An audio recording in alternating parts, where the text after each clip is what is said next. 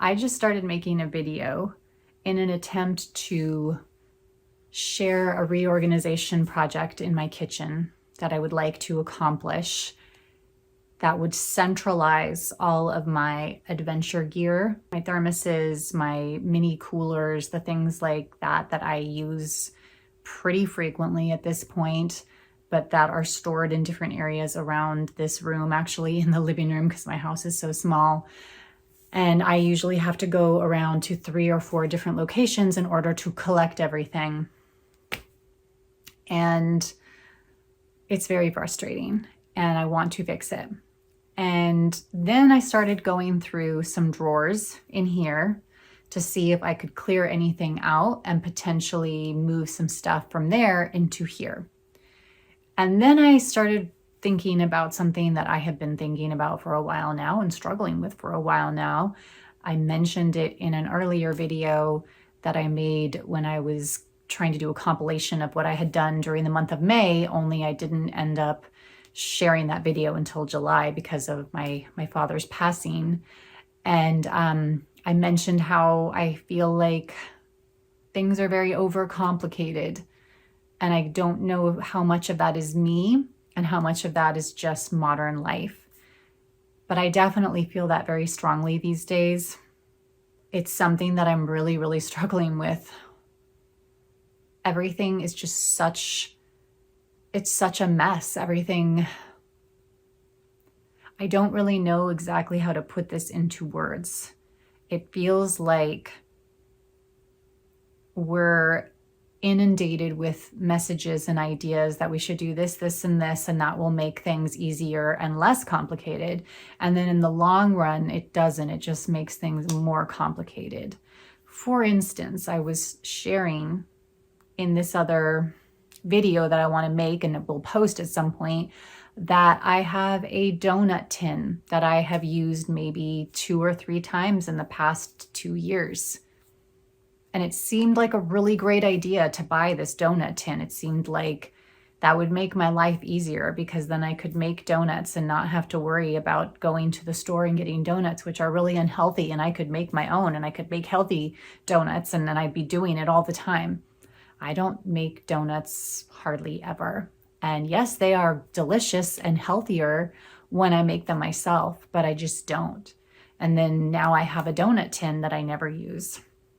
I just looking through my drawers, I mean, there's stuff in there that I don't even remember the last time I touched it. I have serving forks and serving spoons that I have never used. I've never used them. I must have had them for over 7 years because I know I brought them to this house. And in that time, I have never used them. And I don't want to get rid of them though, because I can't have a dinner party here at my house because my house is too small. And so, someday I'm going to be able to have people over for dinner again. And then I would like to be able to have enough things to serve with. And if I get rid of them, I won't be able to serve with. But like, who cares? Like, it's been 7 years, and it could be another 7 that I'm in this house. So what am I doing? This is something that I've struggled with for a long time now. And I think that we particularly target women in the specific way that I am experiencing right now. We target men in a different way. And this is all capitalism, of course. Women, we are fed this idea that if we have enough stuff and enough supplies and enough things to fill our house with, whether they're just beautiful decorations or kitchenware or whatever it is, each item will make our home more manageable, simpler, more comfortable to live in, and more inviting for other people. It will make us better mothers and wives. It will make us better homemakers. But in the end, I feel like we end up having all of this stuff. And is it really helpful? If you could see the sprawl of the mess on the floor behind you, it's pretty bad. In my defense, that is because I am cleaning. I am pulling things out of drawers. But still, all of this stuff is in the drawers. And why? There's a whisk in there with some kind of attachment on the end of it. I don't even know what that's for. I literally don't know what that attaches to. It's not my hand mixer. So what is it for?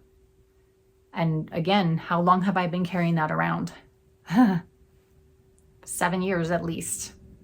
I have really worked hard on this in the past 4 years, I believe, maybe 5. I think around 2019, I accepted the fact that I was never going to become a mother. And I went through a very difficult process of going through the items in my garage, where I had multiple boxes filled with my childhood paraphernalia, memorabilia, keepsakes, whatever you want to call it, the things that I was going to show my daughter someday or to pass on to her. And I kept those for 45 years. And I realized that that means they've been sitting in a garage in every house that I've lived in for decades now. And what is the point? What is the point of carrying all of that stuff around? It was very hard to do. I still feel emotional about it, but I got rid of almost everything. Some items I just gave to Goodwill, and some items I gave to my nieces and nephews because I wanted at least for them to have something of mine for a moment, even if it might not mean as much because I'm not their mother. But it felt like the right thing to do, and it felt like a burden, emotional burden, if not physical burden, off of my shoulders. It felt very good to unload that ultimately. Very sad, but very good. And I think it was the right thing to do. And that was a huge step in this process of trying to simplify things. But I find that I go back and forth a lot, pretty wildly. Last year, I was on TikTok very actively, and there were a lot of negative consequences of that. One of the negative byproducts of that, I feel, was this period of time where I ended up spending a lot of money on things because I was watching a lot of Cozy Saturday videos, and I wanted to have the cozy Saturdays. I have a whole set of cups with little wooden tops and glass straws because of those videos. Admittedly, I use them all the time, so that's okay. But I ended up buying a lot of things that I didn't need and I wish I hadn't bought. And I think that was all because I see all these people living in big houses and buying all these cutesy things and things that are like the ultimate housewife things, you know. I'm a Cancer. I still want to have a perfect house. Like, that is my dream. I don't care if I don't get married or don't have kids. I want to have a perfect house for me.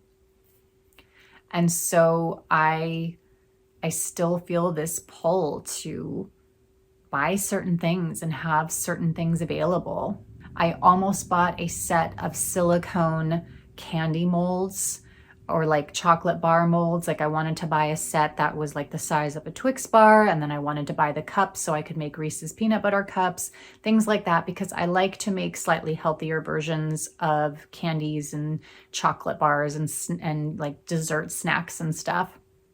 And so I thought, oh, if I get the whole set of those, then look, like I will have all of these ways of making these wonderful, fun treats, and it's going to be so convenient, yada, yada. Thank God I didn't do that, because in reality, how much was I really going to use those? When I'm having dessert or like a treat, I prefer to have cookies, maybe muffins, maybe cake. My go-to isn't a chocolate bar or a chocolate treat. It is nice to have them. It is nice to be able to make them, but I can make them in a baking pan and then cut them into strips. I don't need a mold. They won't be perfect like they would be with a mold, but there's nothing wrong with that. I can use muffin tins to make Reese's peanut butter cups with little liners. Like, And so I'm so glad that I didn't end up buying those. But for a long time, it felt like that was a perfectly logical, reasonable purchase to make. Like, why wouldn't I want to do that? So I could have every option available to me. I do this with food as well. I call it squirreling. It's where you buy a lot of stuff and you make sure that your pantry and your freezer are always full so that if you need something, you will always have it. If you crave something, you will always have it. I think part of this is fair because it is born of being a single woman and living alone. I have had so many instances where I have been violently ill and didn't have anyone to help me or take care of me. And it was very, very scary. I once got the flu so bad that I passed out on the floor and couldn't get up again. I went through COVID by myself, and that was incredibly scary. That was back in the Delta days. So I think that is, to some extent, a good thing to do to make sure that you have what you need in case you get sick. But I always take it too far. I always take it too far. There's always too much in my fridge and too much in my freezer. And I can feel that sense of like overcomplicating everything. Everything has to be overplanned and overbought and over everything. Like it's just too much. Because the reality is that everything that we own, even those random screws that are littering our garages, every single one of those things takes energy from us. Every single thing in our house, in our garage, all of these things demand our attention in some way at some time. All of these things take up space around us and influence the space in which we live and function. Every single time we use something and leave it somewhere and don't put it back exactly where it is, that takes energy away. That creates mental chaos. That creates visual chaos. All of it is taking energy from us. And I really want to explore this idea more of the sheer amount of things that we own that we never use for years. I really wonder how many things are in my house that I could identify that I have owned for 5 years or more and have never used in those 5 years. I'll bet you there are more than 25 items like that. In fact, I would bet there are more than 75 items like that. There are books in my bedroom right now that I haven't picked up other than to dust them in the entire 7 years that I've lived here. And I have them because I want to be able to refer to them in the future if I ever need to, because I love books. And in my fantasy, I would have an ancestral home where all my ancestors had lived and all my descendants would live, if I had descendants, by the way. And it would have a huge library, and all of us would keep adding our books to it, and we'd just keep building it up to the ceiling, just like in Beauty and the Beast, and we'd have ladders and everything. There'd be just books everywhere. And we'd have a huge kitchen with every possible thing you could need, yes, including candy bar molds, because there would be space and because everybody in the family would be in this central location and everyone would be using it. Like, that would be my dream. In reality, we live in the 21st century America, and this is not that place anymore. We do not live in that world anymore. I live in a teeny tiny house. I live alone, and I have far too many things than a house of this size can reasonably accommodate. It's not too bad, but I feel like I'm always on the tipping point. I am always picking up new hobbies that just happen to require at least 10 different things. I mean, knitting, let me tell you what, for all you knitters out there, you get this. I have like 3 boxes of knitting supplies and then another 3 boxes of yarn. I didn't have 3 boxes of yarn last year at this time. I went on a little bit of a bender over the Christmas holiday, and Black Friday hit me pretty hard. I just went all out because I thought I'm going to make 10 sweaters this year. Well, so far I've made one. I promised myself no more yarn until I have used what I have. No more new fabric until I've used what I have. I keep buying new fabric, and I have not made a new sewing project in probably a year other than these curtains. I think there are certain ways that having extra supplies for things can be a good thing if it improves our time, if it genuinely adds to our enjoyment, then yes. But really, I think about this a lot. Like if you asked me, what would make you the happiest? My answers are usually pretty simple. I want to be outside a lot. I really love hiking. I really love to throw together a quick lunch or dinner and go to the river and eat by the river. I love going paddleboarding and just sitting on the water and paddling all day long. I love sitting here on my couch knitting and watching TV or listening to an audiobook. I think typically what brings us joy are the simplest things. And yet we always feel like we need something else to get there. We need more to get there. We need candy bar molds.